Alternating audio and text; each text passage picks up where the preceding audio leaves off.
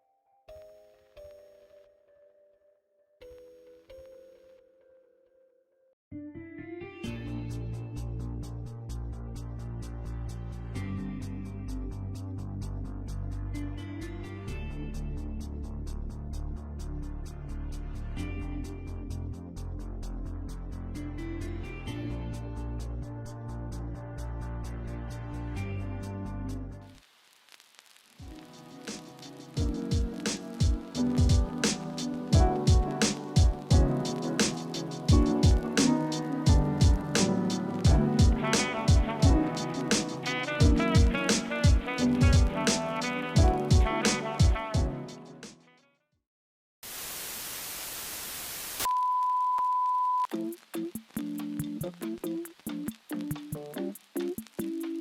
was approached to record a video for SDAT, me, a very washed up speedrunner.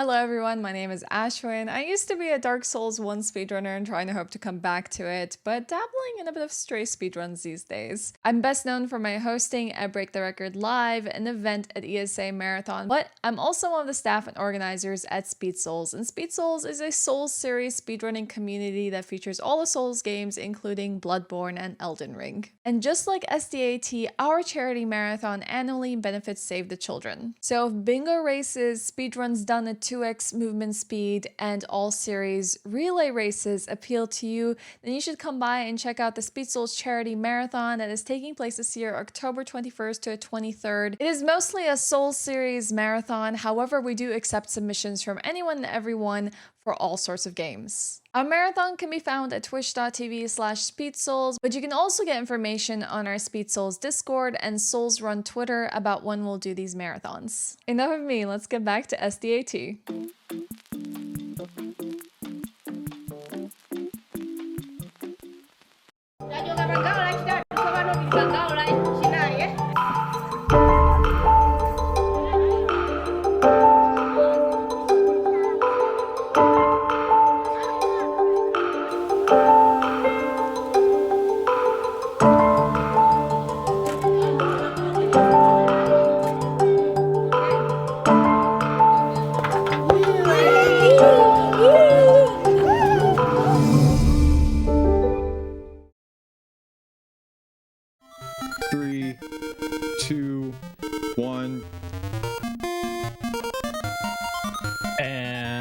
Welcome back everybody to SDAT 2022. Our next run that we have is Legend of Zelda Link's Awakening DX by Ryan Ford. I do want to make one clarification to something I said earlier. The raffle for the JBL headphones end at the end of this run, and it's a minimum of $5 donation, or you can type an exclamation point no purchase in the chat. But anyways, here is Ryan Ford. Go ahead and take it away. Yo, what's up everybody? So, as introduced, I am Ryan Ford running Legend of Zelda Link's Awakening DX. As usual, this category is a mouthful. 100%, no wrong word, no out of bounds, or no OoB for short. So, if you want to get the timer started, yeah, I'll count down from 3. 3, 2, 1, go. And yeah, so yeah, I'll be riding solo for comms for this one, but something to mention about for this category. So I'm pretty sure we have a donation incentive for all y'all to choose which tunic color that I will pick after I beat the color dungeon, which should be coming up around somewhere around the 50-minute mark in the run, ideally. But yeah, like somewhere close to like 2/3 of the run. So, yeah, if you want to see me suffer a little, you probably want to pick red, and if you want to see me be more optimal, then pick blue. So yeah, the beginning's mostly just movement to get to the beach. So yeah, after Link washed up the shore, then he lost his sword and shield, so got the shield back and just need to use it to get the sword. And yeah, I'll be doing a strat called rupee duping for rupee duplication, or for these enemies that I'm gonna kill on the beach. So they each have a 50-50 chance of dropping a rupee, and if the rupee touches Link and his shield or sword on the same frame, then wow, I got incredible luck. Every enemy dropped the rupee. That's insane.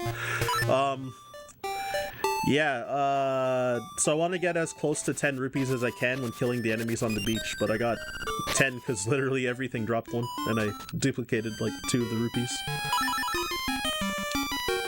So yeah, when duplicating, then yeah, Link collects the same rupee twice basically, so it, you know, saves how many enemies you would need to kill. And if you run out of enemies to kill afterwards, then you want to, where I was cutting the grass to get that seashell, then you want to try and cut the grass to get rupee drops, but it's a 1 in 16 chance.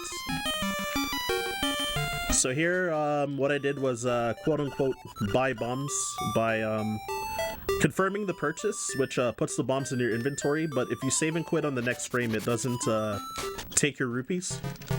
So I was able to keep the 10 rupees to use here for the trendy game. And yeah, while being able to still purchase 10 bombs as well. So really want to make sure you don't miss the powder here.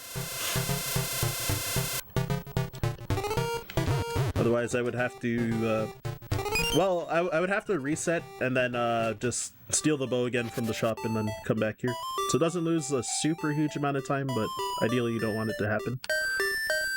And yeah, so since I'm doing 100%, then I need to collect every permanent item in the inventory, and I need to also upgrade everything. So my capacity for powder, bombs, and arrows, since I have the bow, and to get level 2 sword and get all the heart pieces and heart containers as well.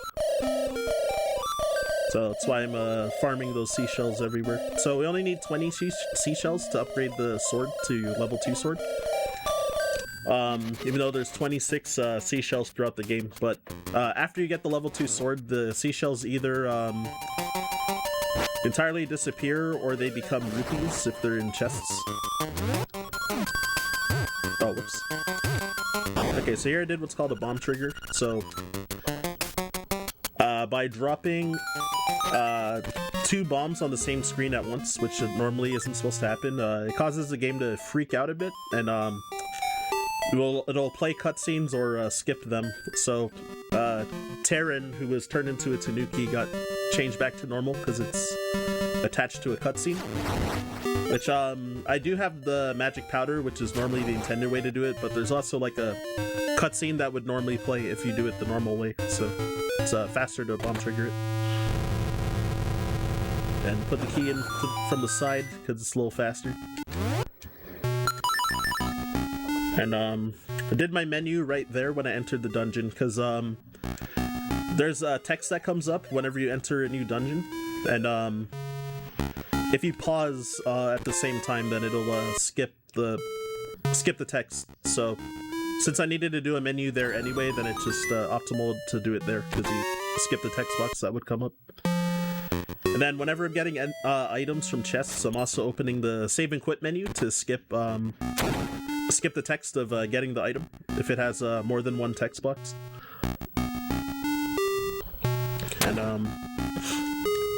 And yeah, it saves a small bit of time over time throughout the run. So I'm gonna try to bump these guys into the pit, just to save at least 1 arrow from killing those guys. Alternatively, you can use your sword, but the arrow kills them in 1 hit compared to the sword killing them in 2 hits. There I did a shield bump.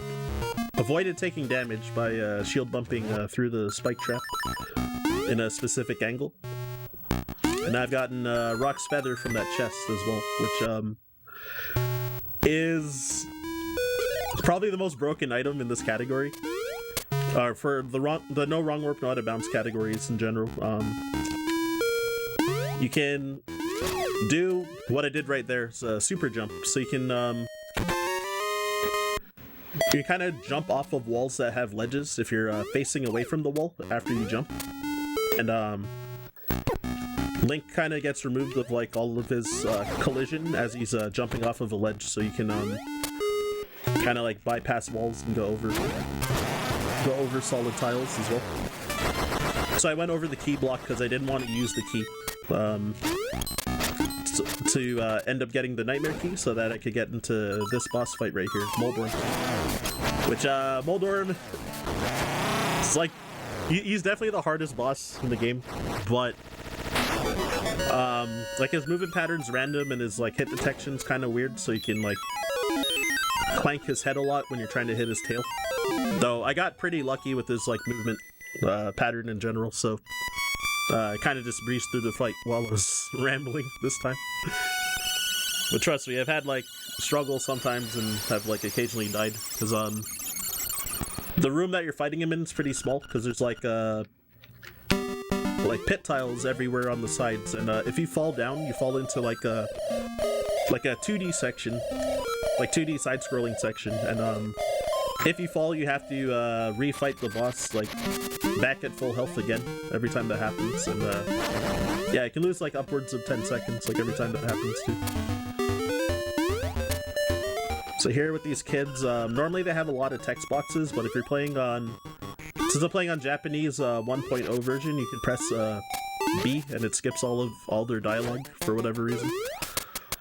So it saves a lot of time. And yeah, now for this category, I gotta remember to actually like detour to like clean up items and stuff. Yeah, so 50 rupees there. And here there's two strats to get this heart piece. Either you can super jump over these rocks, or alternatively you can bomb trigger to get it when you first enter the screen. The bomb trigger is a little faster by about like 0.8 seconds, I heard. But it also uses up 2 bombs, and additionally, if you get a bad subpixel, then the bomb trigger won't work, and you have to like pause and drop another bomb, which would actually lose time, like a small amount of time compared to the strat I did. So it's like a 1 in 6, I think roughly a 1 in 16 chance you could like lose time doing the faster strat. So yo, Shuli, I just saw that comment, so yeah, I played this game like quite a bit when I was a kid, in elementary school, so like mostly learned to speedrun this just because of the nostalgia factor. But yeah, for anyone else like interested for this game, I would recommend picking it up as a speedrun if you're interested in speedrunning at all. It's not like, I think it's not super difficult to like learn, though obviously like being extremely good at like any speed game is extremely hard, but like starting out, it's like, I think it's not super difficult. Like you get used to it over time. Oh, what the? Yeah, so normally you want to kill this guy in 2 cycles, but he's facing downwards and slashing my sword. So yeah, King Moblin, yeah, since he has 8 hit points, you can do spin slashes do 2 damage and your normal slashes do 1. So you can get about 5 damage like per cycle in. So you can usually, so normally you want to kill him in 2 cycles, but yeah, sometimes slip ups like that happen. But ain't a big deal. No moosh in this one. Yeah, personally, I recently learned to speedrun Orculus Seasons, and that game is really tough for me. It's like hard to just like survive in runs and not like get killed. And Moosh is briefly seen in that run. Cutie. Alright, so yeah, Dungeon 2. So yeah, Bottle Grotto. Got so I want to get this key, because the routing is slightly faster compared to... There's an alternate route you can do to collect a different key to go through the dungeon. Since you don't need to go to the rooms on the side from where I entered, because they just have like, I think like the map and the compass and stuff like that, then you don't need to waste those keys pretty much, so you can just save up your keys to get to the end of the dungeon. And yeah, killing all these mini bosses in 1 hit, or 2 hits, because the bow is really broken for the early game, because normally you're not supposed to have it unless you steal it like I did. Because it costs 980 rupees, so that, you know, it's intended to be like a mid to late game item. Alright, so got the power bracelet. So yeah, now I can lift heavier objects. So these pots or bottles, I can lift them up and throw them out of my way now. And I need to kill these enemies in this room in a specific order. So the Pole's voice, like the rabbit, then the Keese, and then that hooded Stolfos after. Otherwise, the chest for the nightmare key won't spawn if you don't kill them in that order.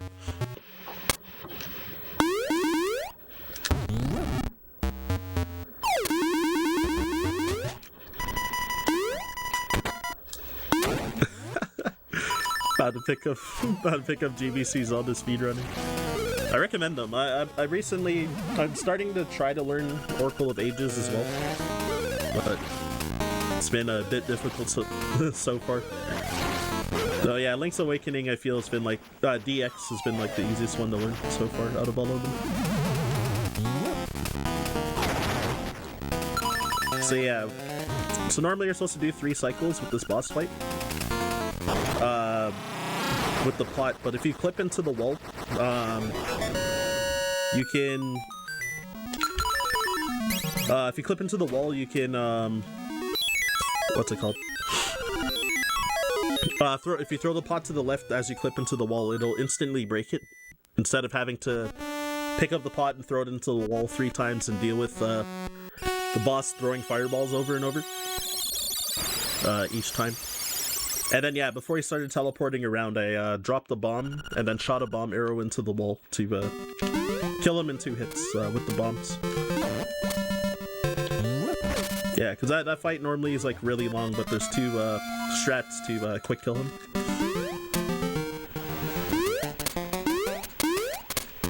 And yeah, so I grabbed that heart piece, what we call the heart piece of shame, on the way back there, because when Link grabs it from the bottom, it moves him down a pixel, so it saves like 1 pixel of movement compared to getting it on your first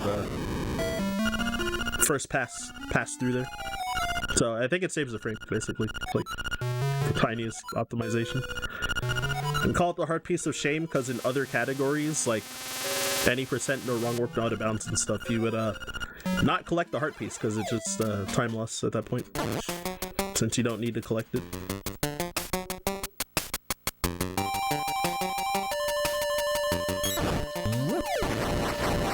Well, I gotta remember to clip stuff.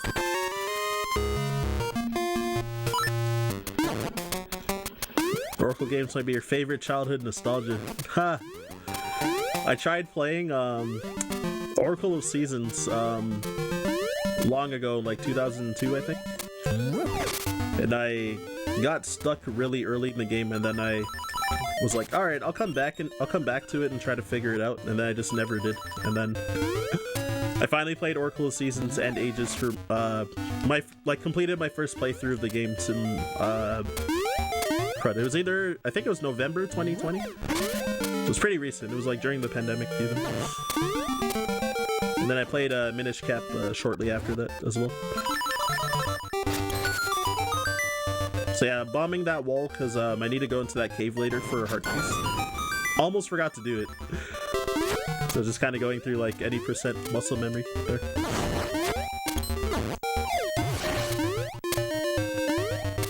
Yeah, Minish Cap was super fun.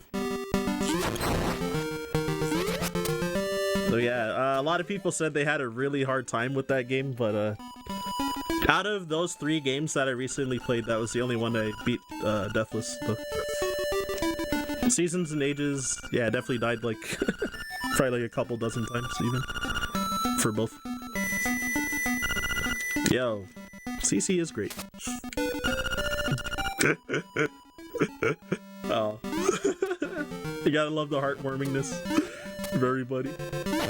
I love it. Oh, I should probably shill about the donation incentive again. Because yeah, if y'all want to choose my tunic color in the color dungeon, then yeah, keep the donations coming. So yeah, I'm gonna be killing a few enemies here. So I want to get a piece of power drop in Dungeon 3, which will boost my movement speed and increase my sword damage. So here I'm doing, what's this called? Villa Skip.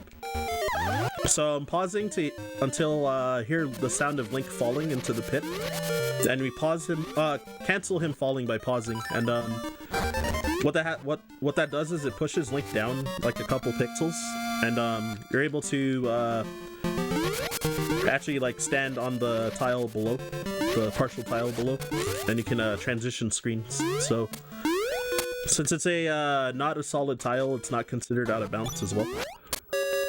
So solid tiles would be like the bush that I cut, or like walls, trees, stuff like that.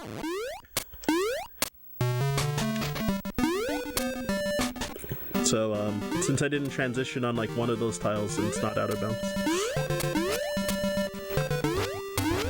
And yeah, since I was able to get into the villa backwards, then that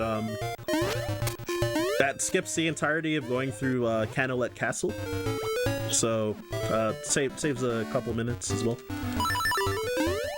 Because yeah, normally you have to collect 5 golden leaves to give back to Richard, and then you would go to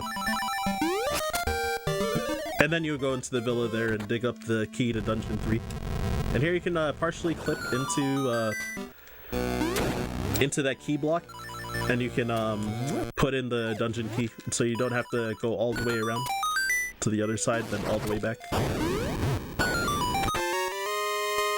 So yeah, Dungeon 3, so I'm gonna be, yeah, as I said, I'm gonna be killing a bunch of enemies, so if I get 30 kills without save and quit, or without dying, then I'll get a piece of power drop. There's also Guardian Acorn drops, like one that dropped on the previous screen, which I think when you get, I think it's 12 kills without taking damage, then Acorns will drop.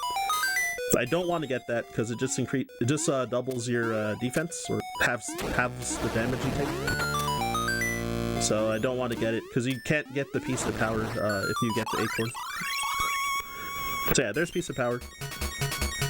The burrito. And yeah, you might notice that I'm like moving faster, like my walk speed is just faster by 25%. Oh, I mismenued here. It's fine though.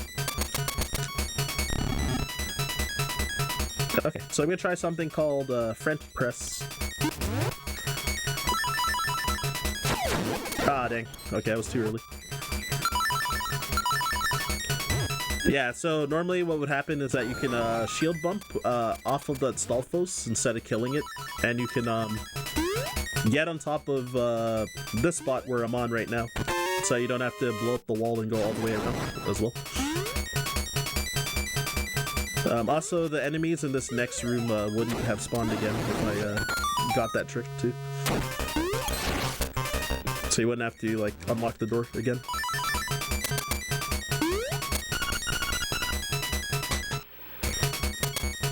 And yeah, so 2D sections, the mechanics are a bit weird. Like you can run off of the edges and then jump.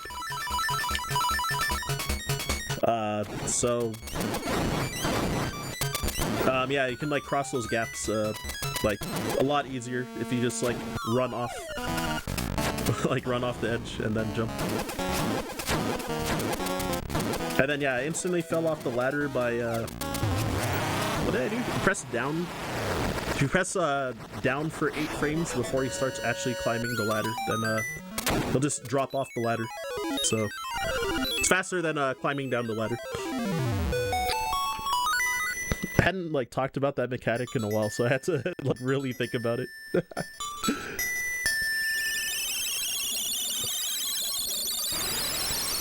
But yeah, what was I going to say? Yeah, so the sections, like there's like a little bit of downtime. There's still a lot of tech as well. It's like mostly like the mid-game cleanup, like collecting a lot of seashells. Oh, I forgot to mention that getting these photos, which is Link's Awakening DX exclusive thing. Those photos with that mouse, like taking pictures. To get all 12 photos as well for this category. So yeah, I'm gonna be collecting a bunch of photos, seashells, and yeah, so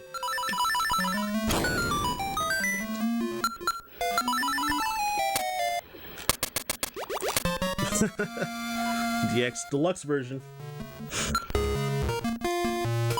Yeah, a lot of like Game Boy. I guess there's like a few Game Boy Color games that have like DX or Deluxe in their names, because like there's like Mario Bros. Deluxe as well. Alright, so there I save and quit on the same frame that cutscene was supposed to play. So,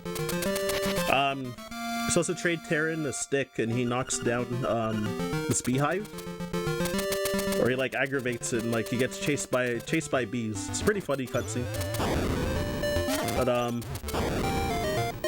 But yeah, if you save and quit as the cutscene's about to start, then you can skip the cutscene. Yeah, I think it saves about 4 seconds. Oh, where am I going? The wrong way briefly. So yeah, this seashell mansion. So you get a bonus seashell when you have a specific amount of seashells. So the first time I came, I had exactly 5 seashells, so you get 1 bonus seashell. And then now I came back with exactly 10, so you get another seashell. But you have to have exactly those numbers, otherwise you won't get the extra seashell. So it just helps out with the route, not having to like detour really hard to get extra seashells.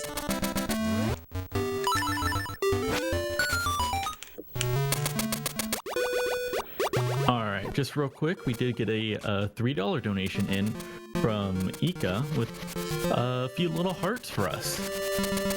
Ooh. So thank you, thank you. Yo, much love. Is there any others, or? That is the only one right now, but I just want to remind everyone, here at SDAT 2022 at Speed Docs, we are benefiting Save the Children. Save the Children helps children all around the world, and they've been helping for a good number of years now, over 20 years, or since founding 100 years ago, actually. So they're a very good charity and very helpful and much needed in times like these. Mm-hmm. If y'all saw the promo right before this run started, then you know what to do. And yeah, what was it say? Also, yeah, if you also want to keep donating to try and choose my tunic color, that incentive is still coming through as well. Oh, actually, I have no idea. But yeah, Hammered, is there any like, how is that bid work going so far? Like, has there been any donations for it? So currently, Red Tunic is winning $100 to $3. There is still time to change the tides on that, but that's currently the standings at the moment. Okay. All right, you heard him. So yeah, if you wanna change the tides, go ahead. If you wanna secure the lead as well, then you know, keep pushing for red. And yeah, also thanks for all y'all that also donated like combined 100 to try and make me suffer with red. But yeah, so this is the fishing game. Pretty much what you see is what you get there. Though also coincidentally for the routing, we you get a new heart container from that heart piece that you get catching that big fish. So it skips the text of saying that you got a new heart piece. So it's like the routing saves a very small amount of time not having that extra text box, basically. So yeah, it's cutscene with Bow Wow. It's random how long he takes to bump into Link each time after those text boxes. So you sometimes like gain or lose like around 2 seconds, depending on the cutscene, how the cutscene goes. So yeah, definitely got to make sure not to forget these photos as well. In other categories, normally you just keep Bow Wow with you for the whole run, because it's slow to come back to this village and to give him back. But since we specifically need that photo, then we do it. Which actually is quite nice, because there are some tricks later that like Bow Wow can sometimes get in your way and mess them up or make them more difficult. So that actually is quite nice in this category.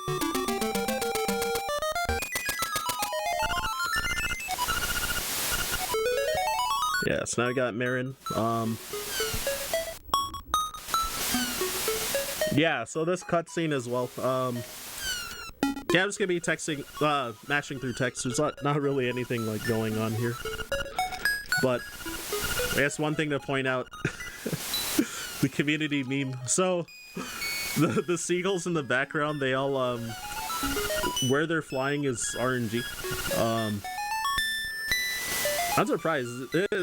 I talked about this at a different event, and like I talked about how rare it is to not have like any of the seagulls, like to have none of the seagulls go behind like the text boxes. Like usually they fly like upwards a bit. And there was, like all 5 of them were like underneath the text boxes like pretty much the whole time. It's like the second time that I've seen that happen ever, and both at marathons.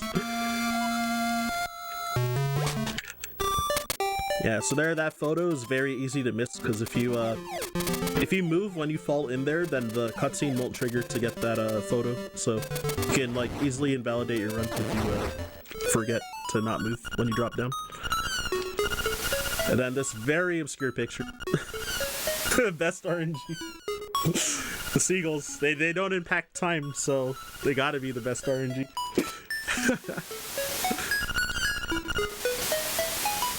Got 3 on blue. But yeah, again, that just reminded me I should keep I should chill a little bit more for the donation bid war. So yeah, if you wanna see some different strats on some bosses, then yeah, donate for blue. Well, you'll see different strats either or, like whichever tunic I pick, but I'll talk more about the differences of the tunics later in the run though, after I get it. After I get whichever one.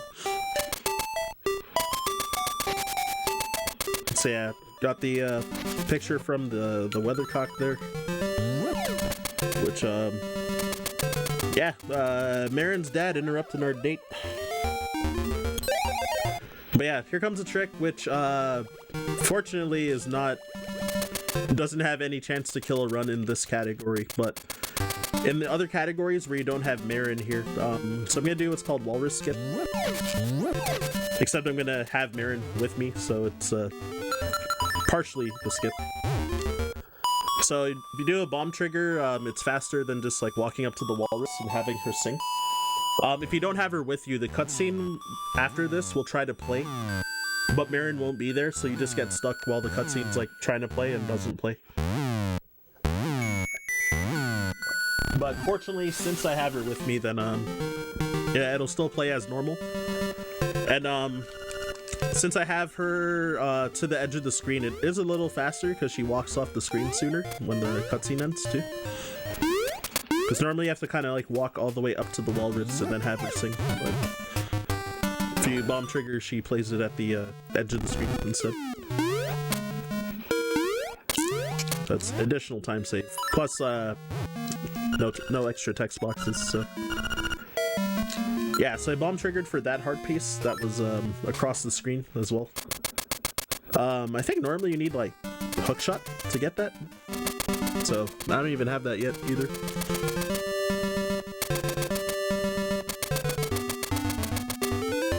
And then here, gonna be doing one of the hardest fights in the game, besides Moldorm. I'm just kidding. Yeah, so what's that boss's name? Lanmola. It's in the sand pit, but it's hurt box is active before yeah, his hurt box is active before you before he actually like spawns into the fight, so you can shoot 2 arrows when if you enter from the bottom side of the screen.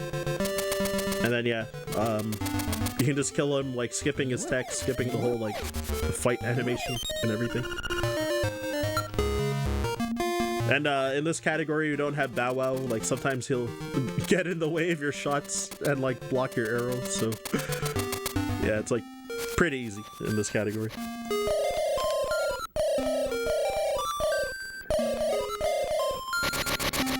And yeah, in other categories, we would skip the owl here, but since it needed to go inside the sand pit to get that heart piece, then yeah, you can't like save quit to save work around them.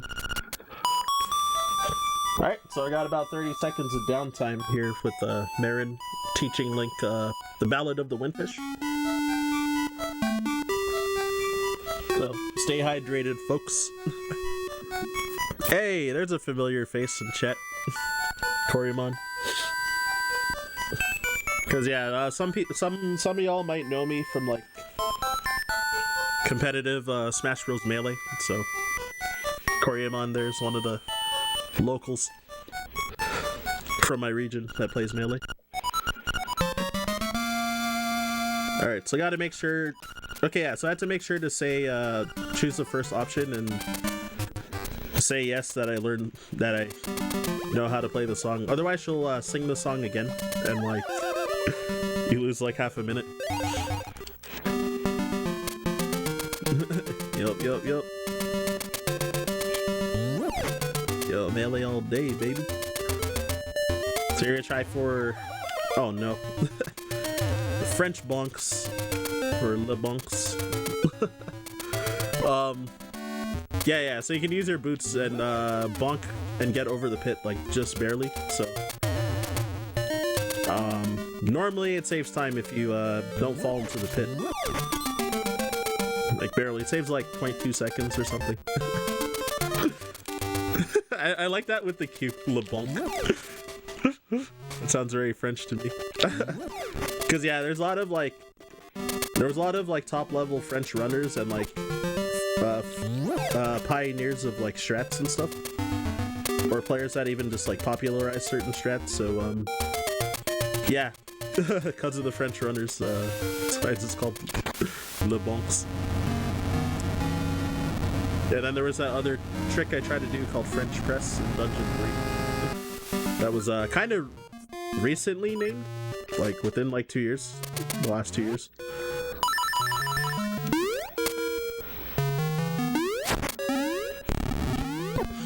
Oh, I got hit by the fireball.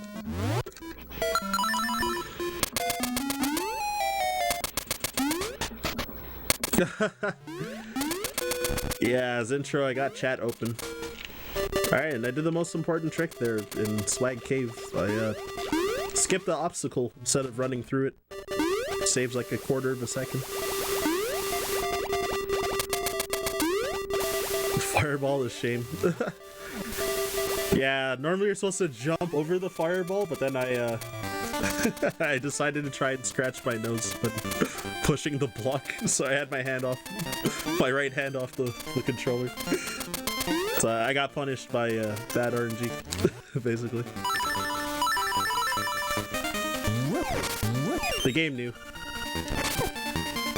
Teaching me what's up. Yeah, so now I got the butt sword over here. It doesn't do anything, it's just a graphical thing. But yeah, when I was killing that enemy right before getting that picture, so it has a 50% chance to drop a rupee, and you need the rupee to be collected for that cutscene to play. So I think it's a little faster for the enemy to not drop a rupee, which he didn't this time.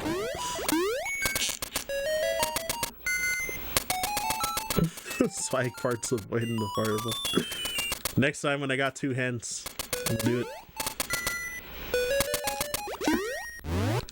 Yeah, so here, oh yeah, I guess right before I got that last picture, I also did a Jesus jump, around the waterfall section. So, same as when I did the Villa skip and the other Jesus jump before Dungeon 3. So, yeah, you can cancel Link drowning by pausing on the frame that he touches the water, and when you unpause, Link will be standing on the water for 1 frame, so you can transition screens or yeah, transition screens or jump off of it with your feather for that 1 frame. And I did a Jesus jump there, which I was able to get the flippers from the backside of the area, so I entirely skipped the mini boss, which normally you're supposed to go the opposite direction. So that saves a lot of time. And then here, it was called P-Hat Clink by super jumping and clanking your sword off of that P-Hat as it starts flying. Then you can get to that top section, which skips a couple rooms. And get the nightmare key early to get to this boss. And then yeah. So this boss, I did 1 spin slash and shot 2 bomb arrows straight down to kill him. The reason that I paused after doing the spin slash was to skip his text as well. Just like with the other bosses, usually when I enter a fight, I usually do a menu or pause for most of them. Just to skip their text when entering the fight.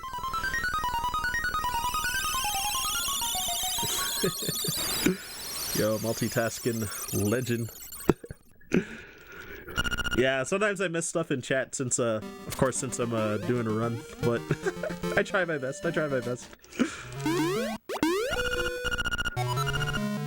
I'm trying to think how much more time that we have for the donation incentive. So, we'll cut it off when I get into the color dungeon. I'll point it out in a bit. It'll be the next dungeon that I enter. So when I kill the mini boss, then yeah, we should probably cut off the bid war at that point.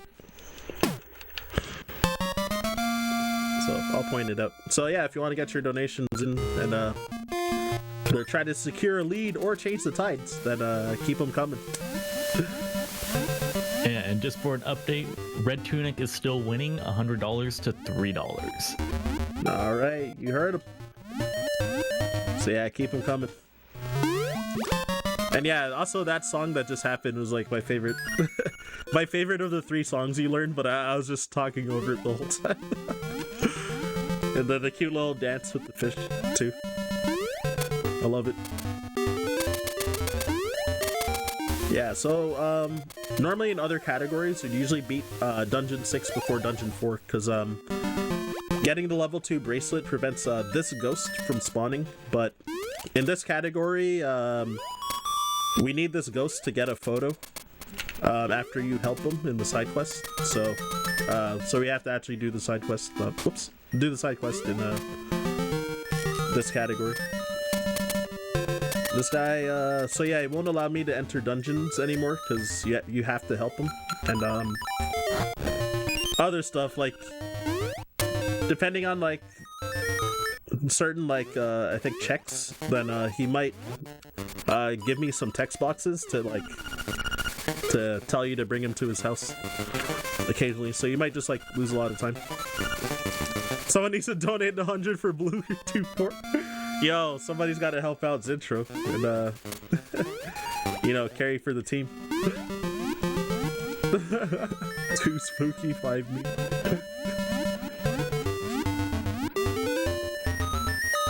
Alright, so here the mermaid, I just got her bra and fished it up. So whoops. So I'm gonna be trying to skip this cutscene by save and quitting on the frame that you get the mermaid scale that I just got from her. So you lose about 2 seconds for every extra pause that you do. So oh, what? I had a feeling that was gonna happen. Shoot. Okay. Oh dang.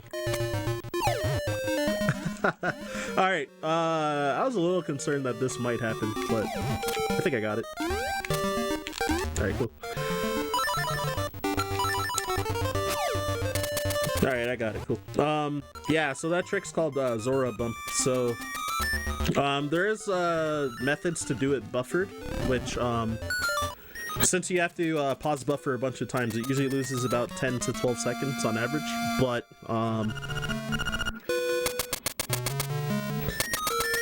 yeah, since I did it unbuffered, yeah, I started failing a little bit, but hey, managed to pick it up on the 4th try, so it wasn't too bad. So yeah, because the Zora can spawn in 1 of 3 spots, so there's different strats depending on where he spawns. So middle spawn is generally the easiest, bottom spawn is second easiest, and the top spawn is like generally the hardest strat. Which then I got I successfully got it on the top spawn, which is kind of funny, but yeah. But I'm like decently well practiced in that strat, that trick. I just, you know, sometimes you just flub every now and then.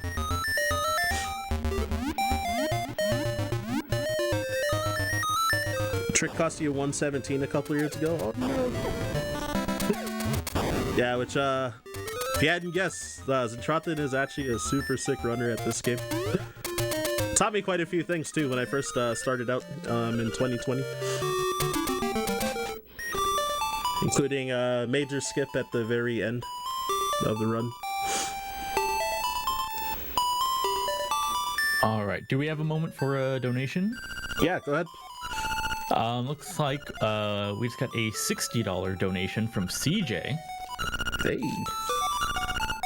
And it looks like that one went towards the Wheel of Fortune bonus round incentive and the bid war for Hello Kitty Sereno Friends Racing for the characters poll. Nice, So nice. that is our next bid war coming up after CJ's raffle. Nice, nice. So thank you very much. Yeah, for sure. Any amount is appreciated, whether it's like, you know, for as much as that you are all like willing to give, like, it's definitely better than nothing, but then also like even just like watching and supporting like matters, and like trying to spread the word that we're like doing this event also helps out a lot. So, you know, even just like a simple like retweet if you have Twitter, or like just telling a person, like, can definitely go a long way. So every little bit is appreciated. Surprisingly, the ghost didn't give me any text randomly. I thought it would for sure happen after I messed up the Zora bump a few times. I was most concerned that he would do it during the Zora bump, because if he does, it will completely like ruin the trick if you're midway through it. And it's like a decent chance it could happen if you mess it up like once. Oh yeah, so I kept forgetting to issue flashing lights warnings for these guys. So yeah, now's your warning to look away.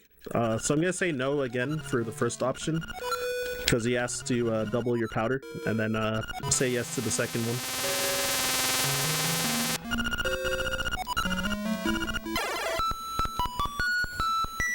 And yeah, it's safe to look now if anybody actually looked away. So yeah, also, yeah, my bad that I forgot like twice too during the run, so try to remember for the last two light sensitivity warnings that I can think of in this run. Yeah, so now finally bringing the ghost back to his grave, and yeah, first gotta talk to him slowly, and then gonna talk to the owl next. You know, the owl's always gotta come in. So yo, also get your donations in for that raffle too, by the way. I just saw that in chat. Links underneath. Yes. Oh, go ahead. It is closing at the end of this run. It is a $5 cumulative donation, or you can type in exclamation point no.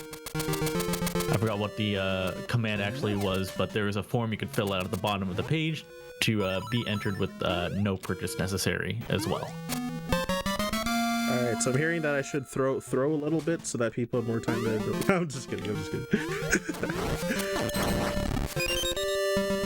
All right, so I'm about to enter the color dungeon like right now. So when I kill the mini boss, which is like a giant buzz blob, then you can cut off the incentive. So y'all probably have like less than a minute for that. So yeah, and I gotta tell these guys what color are they. So it's kind of just like a check because this is like exclusive to Game Boy Color. So even though you can play this game without a Game Boy Color, like the old Game Boy, the colorless one. So it's kind of just a check to see if you're actually using color, to reap the benefits of the color dungeon and all these color puzzles.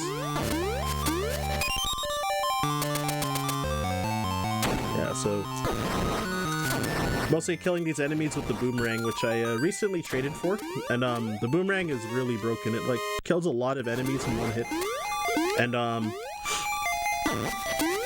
lot of these like fairy type enemies also usually give you a fairy when you kill them too. So restoring a ton of your health. So it's like pretty hard to die in this category once you get to this point. Yeah, so here's the giant buzz blob, so gonna pretty much cut off the incentive like right about now.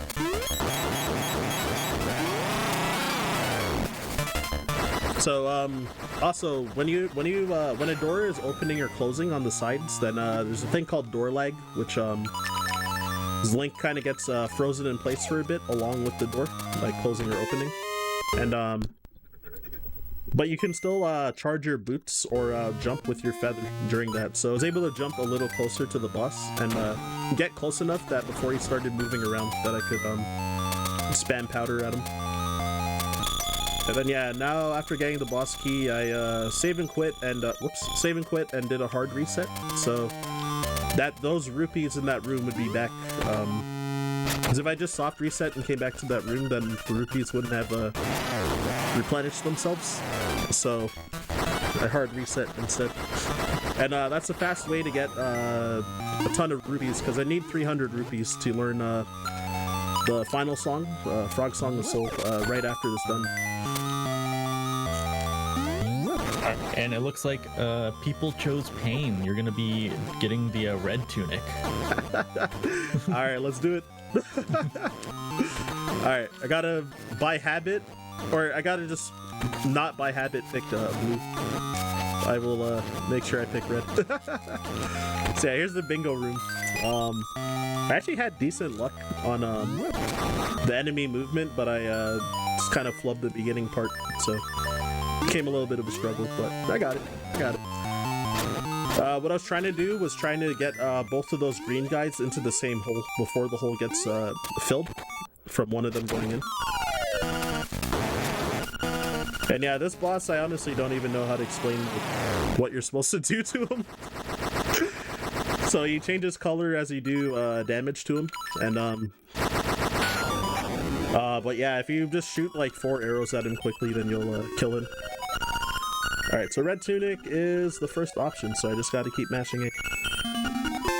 Yeah, there you go. Alright. Thank y'all for donating, and yeah, participating in the bid war. So, y'all get red. So, I guess to explain the differences of the tunic colors. So red doubles your sword damage, and gives a knockback effect, like when I had the piece of power in Dungeon 3. So it's exactly like a piece of power, except for not giving you the movement speed boost. So the problem is that with the knockback effect, enemies that don't get killed in one hit by your sword will have a lot of invincibility frames. So there's one specific boss that might I might not be able to kill him in 2 cycles, which might waste a lot of time potentially. Oh no. And yeah, additionally, oh okay, I got it. So additionally, what else? Yeah, so blue tunic difference is that it pretty much has the same properties as Guardian Acorn, where it makes you take half damage when you get hit. So it does make the run a lot safer as well, but the big thing is not having that knockback effect like the red tunic does. And additionally, a lot of the sword damage, like when I get the level 2 sword, a lot of times the sword damage won't stack with red tunic and level 2 sword together, so it's another unfortunate property of red tunic. There are a few cases where it does stack, but there's a lot where it doesn't. Alright, so I'm gonna issue another flashing lights warning here for Wart the Frog here. So yeah, definitely look away if you're sensitive to flashing again. Wart the Frog from Mario Bros 2. Under his secret alias in this game. So, it's what I think is the worst song, but there's always community debates about this being the best song or the worst song. But as you can see, like there's like lights like flashing on and off, so the screen keeps like turning black and then back to normal really quickly. So it's definitely a light sensitivity warning there. Yeah, you can look now though if you did look away. Oh, what the? I didn't make that jump. Minor error. I knew Zintro likes that song, so I'm definitely on the worst song, Ken.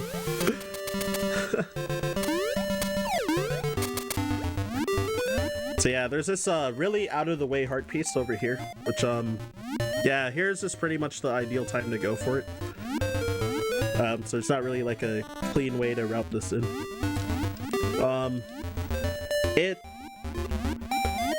It's really obscure. It's like just kind of under the water in the moat in one like weird location.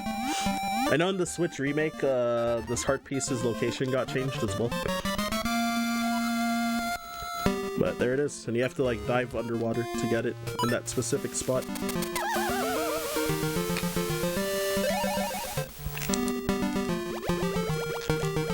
And yeah, now we've got... Oh, so this should be the final picture, assuming I didn't miss anything. Gotta roll in and get So yeah, since I got the magic lens from when I was helping out that mermaid, then you're able to see this Zora in the water. And yeah, you get to be friends with them and take a picture.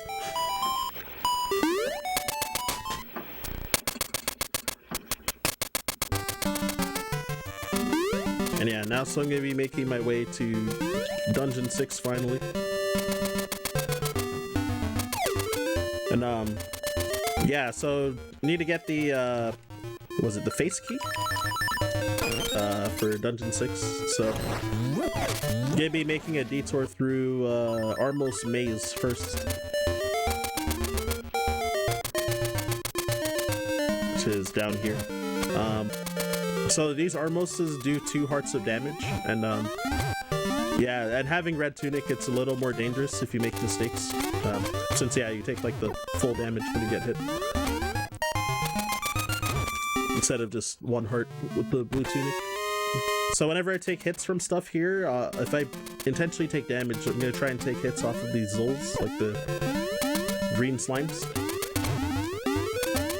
Yeah, like right there. Since they do only half a heart of damage, then it's like, you know, significantly less painful. I hope I remember the strat for Armos Knight with red tunic, because yeah, this fight is a little different.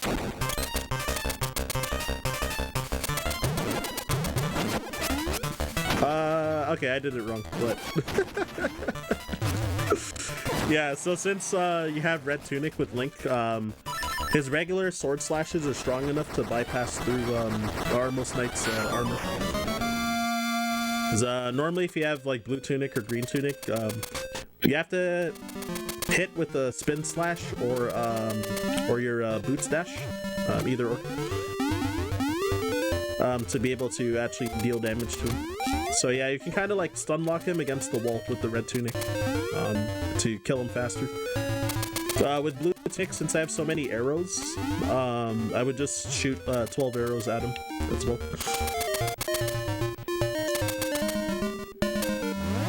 Okay, and we're out of the Armos Maze.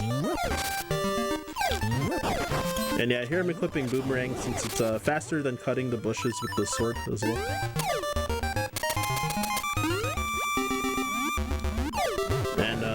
Gonna purposely damage boost through this Armos. If your health is really low, you can just throw the boomerang at him a couple times to kill him. Or I think it's 1 hit. I forget if it's 1 hit or 2 hits in this game to kill him. I might be mixing that up with Oracle this season, so it's 2 hits, but yeah.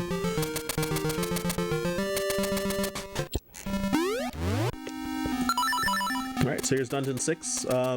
Also, what's good about this category is that when you kill anti-fairies like that, you can, if you kill them with the boomerang, then you get a fairy drop guaranteed. So if you enter this dungeon and you're low on health, you can just refill with that. pretty much no time cost since you want to equip your feather or equip your what's it called? Equip the boomerang anyway. So I had a little bit of a flub there. Should be good. Alright, it's handled. So yeah, there's a level 2 bracelet.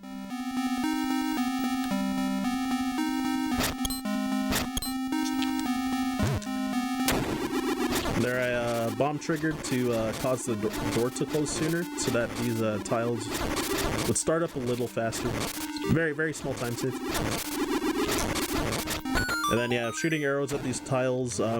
Killing the last like 2 tiles is only really what saves time there with the arrows. Alright, and here, since I have red tunic, I was specifically timing my pause there to equip my sword, and then buffered my sword swing out of the pause to kill, knock the Wizrobe into the, knock the Wizrobe into the bomb, so I could kill them all with one bomb. Since you can't damage the Wizrobes with sword in this game. Oh no, what's happening here? So here I'm doing what's called shack jump. Where, if you're jumping beside an interactable object with your back turned, you can also super jump over walls.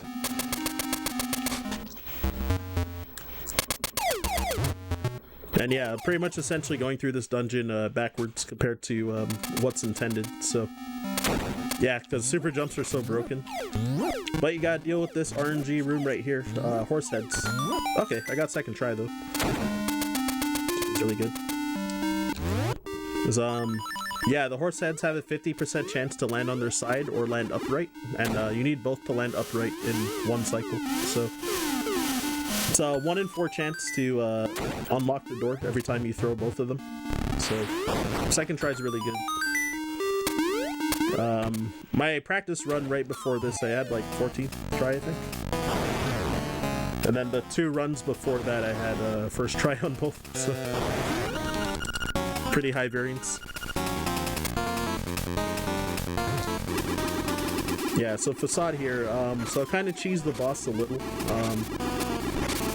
So his hurt box is active before his text comes up.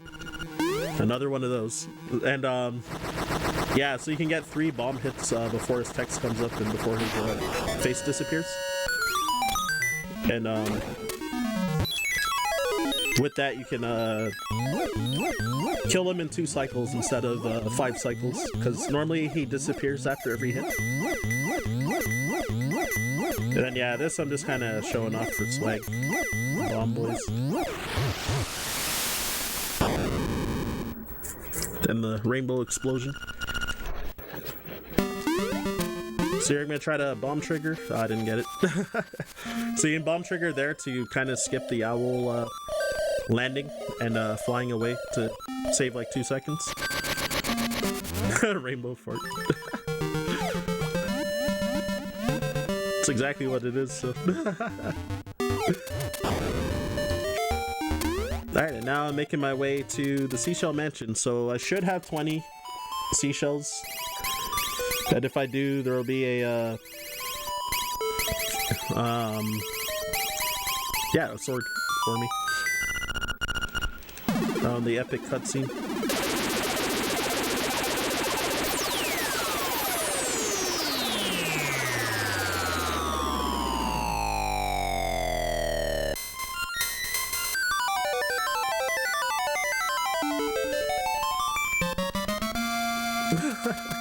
What's up, Alice Noon?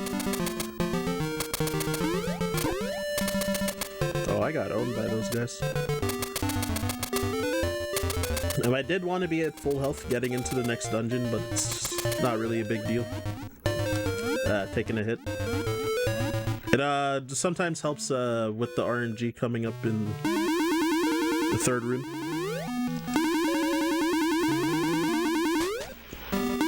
And yeah, mashing feather underwater is a little faster against the ceiling, so get to hear that lovely sound a lot. I did not mean to kill that guy.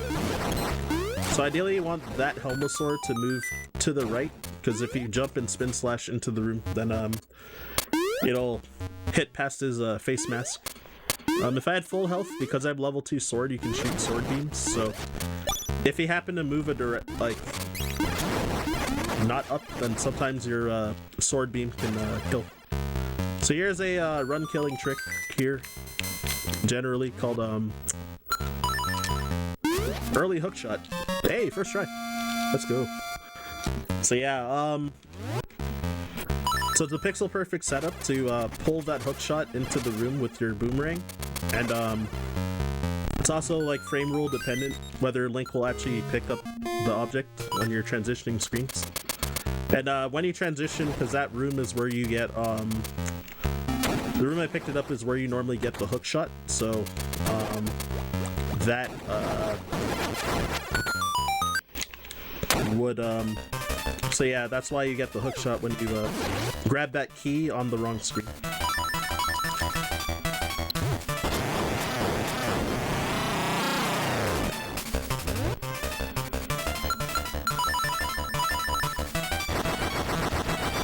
Alright, we did just get a $20 donation from Xenos360. Saying, for the kids, week 1 looks to be off to a strong start. Can't wait to see the rest. Been really enjoying the Link's Awakening run. Thank you very much for the donation. We are at $623 here on day 1. Just a reminder, the okay, it's good. The charity that we are benefiting is Save the Children. Save the Children is led a massive worldwide effort that helped reduce newborn deaths by over 40% since 2000, saving 1.5 million babies each year.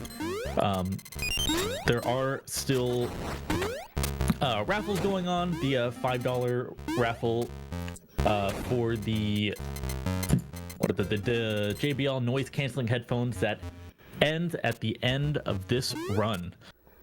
You can see all prizes, incentives, schedule, donation, the merch store over at sdat.live. All right, thank you. Okay, I'll try to boost my mic a little bit. I saw the chat. I was just trying to find a spot where I had downtime to run. Let's see. Oh, dang, my thing is maxed. I guess I'll try turning down the game audio a bit then on my end. Soon. Ah, dang. Okay, so this will be a 3 cycle for this fight. So having red tunic here is where the potential of the time loss is usually. So yeah, this wall snake, so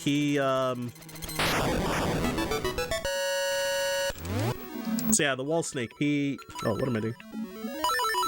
He can spawn in one of those 4 holes, and if he doesn't spawn in one that's across from the room where you are, then with the red tunic, you because he has too many invincibility frames when you hit him, then you can't kill him in 2 cycles. Because you can only get 3 hits if he spawns close to you, and then you can get 4 hits if he spawns far. From the far side. Then he takes 8 hits to kill, no matter what your sword damage is. So, even if I had blue tunic with level 2 sword, or if I was like green tunic with level 1 sword, it would still take 8 hits to kill, no matter what.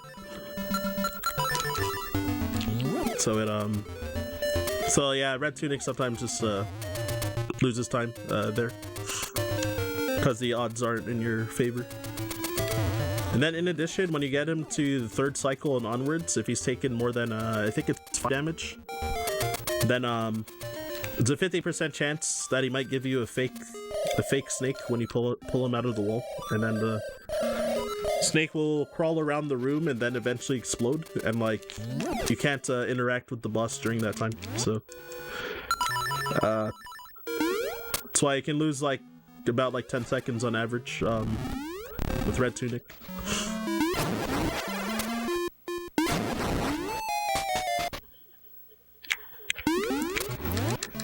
And now you've got So bomb triggering for this heart piece.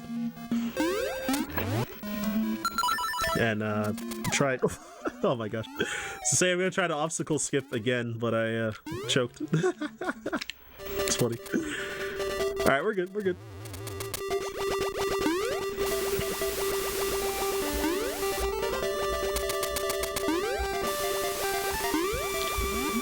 Alright, I'm assuming that heartfelt message was not for me.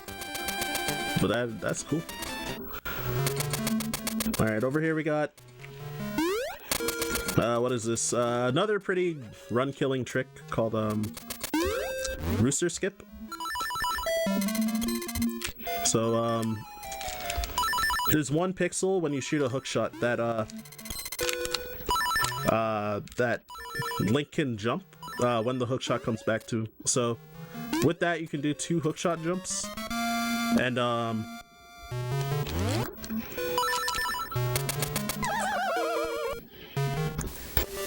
yeah, hookshot jump, 2 hookshot jumps, and you can get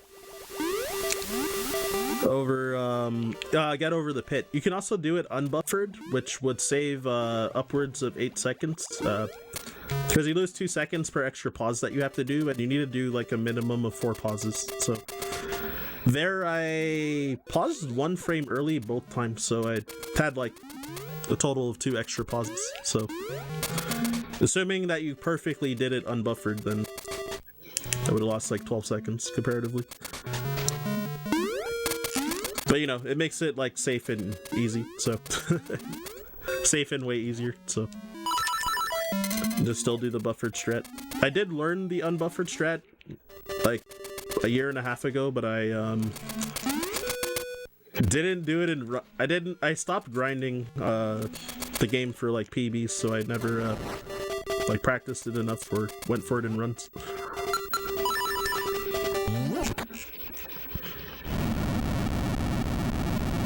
See, it's all good like CJ.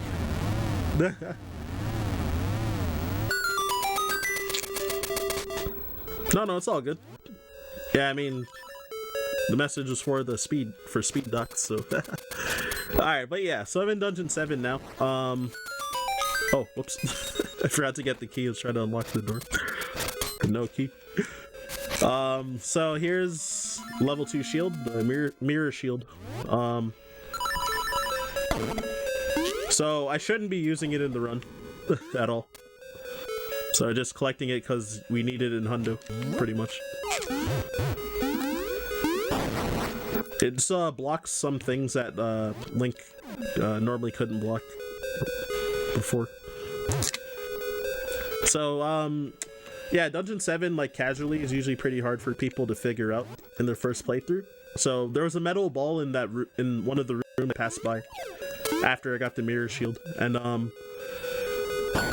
you're normally supposed to throw the metal ball to destroy these pillars, but since the pillars getting destroyed is a cutscene, you can just bomb trigger to break them.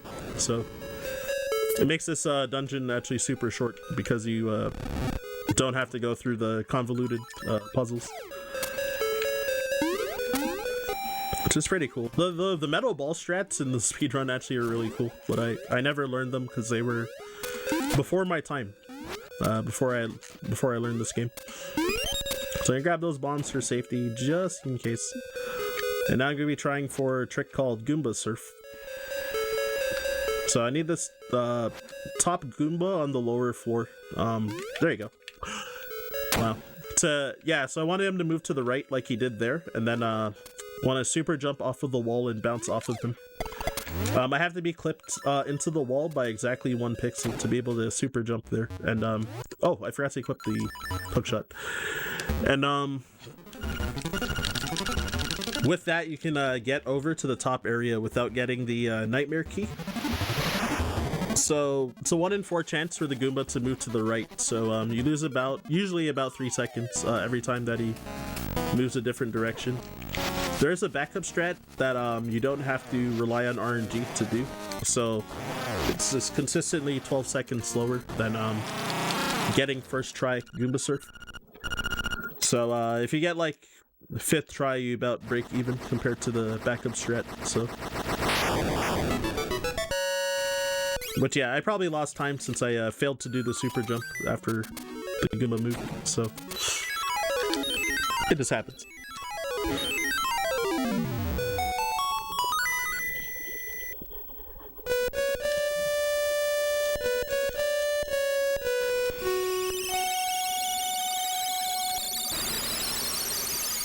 Okay, and yeah, so first thing I'm gonna do when getting out of this dungeon, so I'm gonna walk off of this ledge, and I'm gonna open the save quit menu, which will let me get control of Link as he's falling. So you can hold down and left so that you don't fall into that pit, and that pit would bring you to the bottom of the mountain, and you'd have to climb up again and go through like the swag cave again to get back to here, and that is significantly slower than doing that, so that saves a ton of time. And then now I'm going to be entering a screen with Marin asking to be saved. I don't know how she got up here, but and try to skip interacting with her. So I'm going to be doing a trick called, or trying to do a trick called Zoomerang. If I fail it a lot, then I'll just do the other strat. Ah, dang. Okay, I gotta stop falling into the pit though. It's not part of the plan.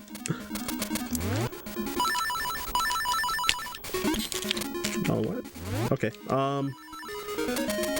Try one more time. There you go. So it's weird if you have the boomerang. So boomerang equipped on B, feather on A. Then if you press both on the same frame, then while holding a direction, then Link will go super fast when you cancel your dash. You have to also be dashing or like in boot speed while jumping. So I definitely lost time going for that compared to the other strat, but oh whoops, why did I equip bombs? But yeah, we gotta show off the swag, you know? So another flashing lights warning, should be the last one of the run. So yeah, look away if you're sensitive to light or anything like that, or like flashing lights or anything like that. So saying yes to this one, the first option, to get the powder doubled this time. So you don't really need powder generally, so that's why you do powder last, and the routing generally is for yeah, so I missed the wall. I somehow looked down as I was dropping the bomb. I don't know why. But yeah. Yeah, you don't need powder for that much, and you like have more than enough in general to be able to get through the game without that upgrade. So just get it just for completion's sake. Yeah, so I'm gonna bomb trigger here. Need to pause because I got a bad subpixel. And yeah, this bomb trigger will wake up the turtle head for Turtle Rock. And before his hurt box is active, or hitbox is active from his neck extending, you can run through his head as it's coming out and enter the dungeon and skip the fight.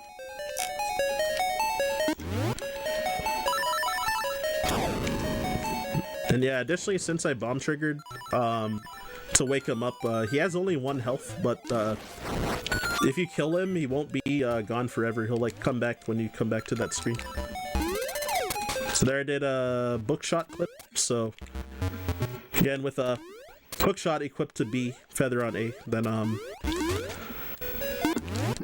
if you press both on the same frame, Link gets pulled into objects faster when he hooks onto something. And so with that, you can also clip through that key block as well. And yeah, with the bookshot clip, you pretty much skip a ton of mini boss refights, which I also skipped a lot of those initial fights from those mini bosses. So yeah, you skip a bunch of like refights and a very like pretty tough puzzle to figure out to get to that boss. So now I'm gonna be trying for lava swim. So I did like a Jesus jump on the lava and transition screens. And then that, if you have flippers, that lets you swim in the lava after you've transitioned. So it's a little faster than going around. There's like a whole like backup that's like, I think generally about 5 seconds slower if you get a frame perfect pause for lava swim. But I probably broke even since I had to do like 3 pauses. So here's the cue ball refight. Which, yeah, since I have level 2 sword, then he takes 2 hits to kill with spin slashes. And they've got the Roomba room, so you need to fill in all these empty holes with the rolling rock, and this will spawn the nightmare key. I need to get to fight the boss. So yeah, there's a ton of ways to fill out fill out the hole entirely. Like a ton of different combinations of ways, but yeah, I just kind of picked one in the guide and just stuck with it in the speedrun guide.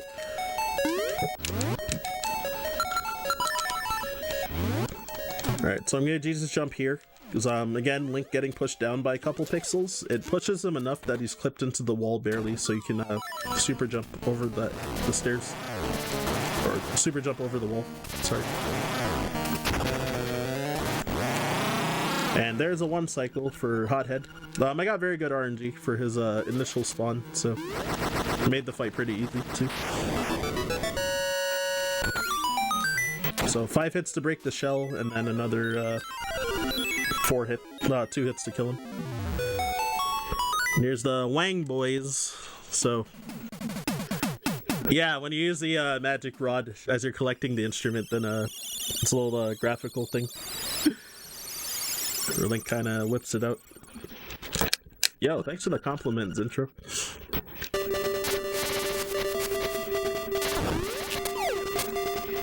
And yeah, pretty much reaching the end of the game now. What am I doing here? So I gotta go to the Windfish egg. It's pretty much like one of the only categories where you have the song to actually oh, what am I doing? To wake up the Windfish. So even though I have the song, I'm gonna still bomb trigger because it's faster to bomb trigger the song. Yeah, what's up, Rabbit? Another local Smash homie as well.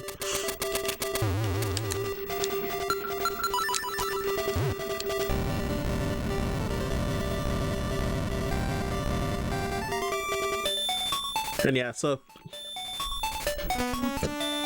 pretty much just bomb triggered that because it's still faster than it actually played the song. And yeah, in other categories you like probably wouldn't even have the ocarina at all, so it's like mandatory to do in those ones. And yeah, got about like I think like 20 seconds of downtime currently.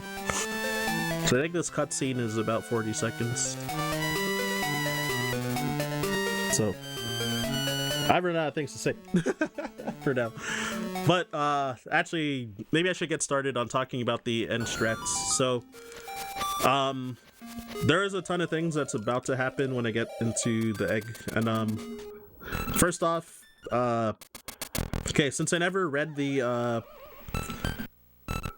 book with the magic lens in the library, then the path is default to left, left, up, right, right, up, left, up. And yeah, since if you read the book, then it gets set to whatever is like in the book. But yeah, so next thing is that so I'm gonna try and bomb trigger here. Yeah, by mashing bombs on my way down, and that skips 12 seconds worth of text, and because the text doesn't come up, that's usually what causes the music to play as well. And because there's no music, generally the music rolls RNG in this game, so because I have like kind of fixed RNG, I can try to manipulate the Aghanim phase here, and I manipulated the first phase to get a quick kill as well. So standing in specific positions to have Aghanim shoot energy balls on his third and fourth cycle, because otherwise it'd be a 50-50 whether he gives you an energy ball or a blue ball. And then there, yeah, just hit him 4 times, because since I have red tunic, the damage actually does stack for that one.